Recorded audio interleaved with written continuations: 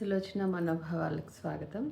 ఈరోజు నేను టైం లేదు అనే దాని గురించి మాట్లాడతాను. మనకెవ్వరికి బంధాల్లో ఒకళ్ళ కోసం ఒకళ్ళకి ఇవ్వడానికి టైం ఉండట్లేదు. అది చాలా ఆలోచించాల్సిన విషయం.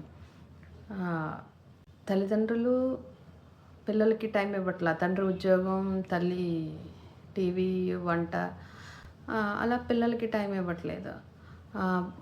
పెద్ద ముసలి తల్లిదండ్రులకి పిల్లలు టైం ఇవ్వట్లేదు. వాళ్ళకి ఏం కావాలి, వాళ్ళకి వీళ్ళు మంచిగా మాట్లాడుతూ మేము ఉన్నాము అని ఒక ధైర్యం ఇస్తే చాలు వాళ్ళకి. ఇంకేం వాళ్ళు కోరుకోరు.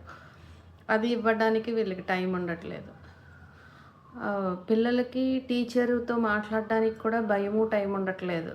వాళ్ళు గబగబా క్లాసులు ఏవో చెప్పుకెళ్ళిపోతారు.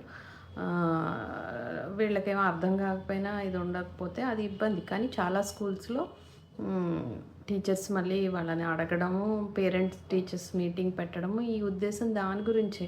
అప్పుడప్పుడు అలా క్లారిటీ ఇచ్చుకుని వెళ్ళాలి. కానీ ఒకేసారి ఎప్పుడో ఇయర్ అయిపోయిన తర్వాత చూసుకుంటే దానివల్ల ప్రయోజనం ఉండదు. అలాగే గురువు గారి శిష్యులకి ఇప్పటికీ ఆశ్రమాల్లో గురువులు వాళ్ళొక టీచింగ్ ఏదో ఒక దాని గురించి చెప్తారు. చెప్పిన తర్వాత క్వశ్చన్ అండ్ ఆన్సర్ సెషన్ పెడతారు. దానిలో మనం అర్థం కాని ఏదన్నా ఉంటే క్వశ్చన్ అండ్ ఆన్సర్స్ రాస్తే దానికి ఆన్సర్స్ చెప్తారు. అక్కడ చాలామంది ఉంటారు కదా, అంతమంది క్వశ్చన్స్కి ఆన్సర్ చెప్పే టైం ఉండదు. కానీ జనరల్గా థాట్ ప్రాసెస్ గురించి నేను ఎక్కువ మాట్లాడుతూ ఉంటాను కదా, అందులో కూర్చున్న వాళ్ళలో చాలామందికి ఒకే డౌట్ ఉంటుంది. అందులో ఎవరో ఒకరు ఆ క్వశ్చన్ రాసిస్తారు. గురువుగారు చెప్పిన ఆన్సర్కి చాలామందికి అది ఆన్సర్ దొరుకుతూ ఉంటుందన్నమాట. అయితే ఇప్పుడు ఇందులో నేను చెప్పేది ఏంటంటే, ఆ టైము అనేది ఇవ్వకపోతే ఆ రిలేషన్స్ బ్రేక్ అయిపోతాయి.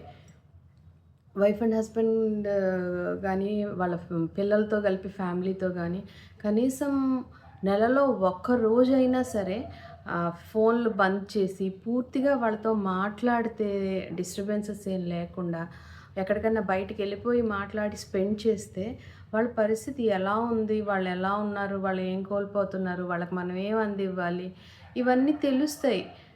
అలా కాకుండా ఎవరికాళ్ళు బిజీగా ఉండడం వల్ల కొన్నాళ్ళ తర్వాత చూసుకుంటే దాన్ని మనం మార్చలేని పరిస్థితిలోకి వెళ్ళిపోతుంది. సో అందుకని ప్రతి వాళ్ళు మీ బంధాలను నిలబెట్టుకోవడానికి ఖచ్చితంగా టైం స్పెండ్ చేయండి. చేస్తారు కదా.